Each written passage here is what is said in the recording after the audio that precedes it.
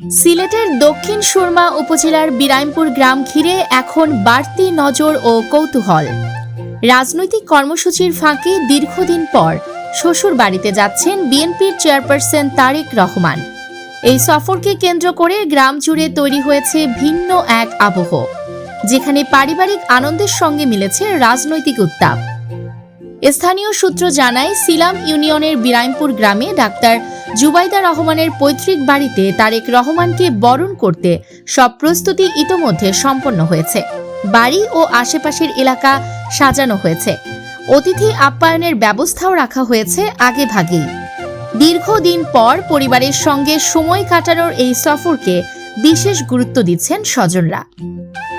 সফরসূচি অনুযায়ী সিলেটে পৌঁছে তারেক রহমান হযরত শাহজালাল ও হযরত শাহপরান রহমতুল্লাহ আলাইহির মাজার জিয়ারত করবেন।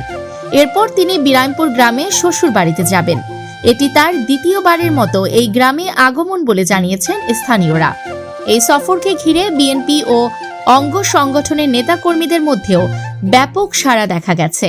বিরামপুর গ্রাম ও আশেপাশের এলাকায় নেতাকর্মীদের আনাগোনা বেড়েছে।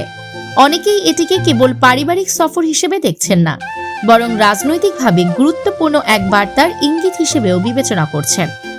ডাক্তার জুবাইদা রহমানের পরিবারের এক সদস্য জানান, এই সফর পরিবারে আনন্দের পাশাপাশি এক ধরনের দায়িত্ববোধও তৈরি করেছে। স্বজনদের সঙ্গে দীর্ঘদিন পর সাক্ষাৎ হওয়ায় সবার মধ্যেই আবেগ কাজ করছে। বিএনপির স্থানীয় একাধিক নেতা মনে করছেন, সিলেট সফর ঘিরে দলীয় নেতাকর্মীদের মধ্যে নতুন উদ্দীপনা সৃষ্টি হয়েছে। বিরাইমপুর গ্রামে তারেক রহমানের উপস্থিতি দলের সাংগঠনিক শক্তি প্রদর্শনের ক্ষেত্রেও তাৎপর্যপূর্ণ হতে পারে। সব মিলিয়ে রাজনৈতিক বাস্তবতা ও পারিবারিক অনুভূতির মেলবন্ধনে বিরাইমপুর গ্রাম এখন আলোচনার কেন্দ্রবিন্দু।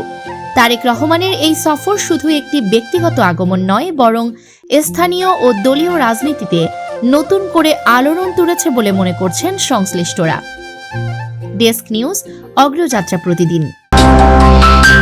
অগ্রযাত্রা প্রতিদিন, নির্ভীক প্রত্যয়ে উজ্জীবিত।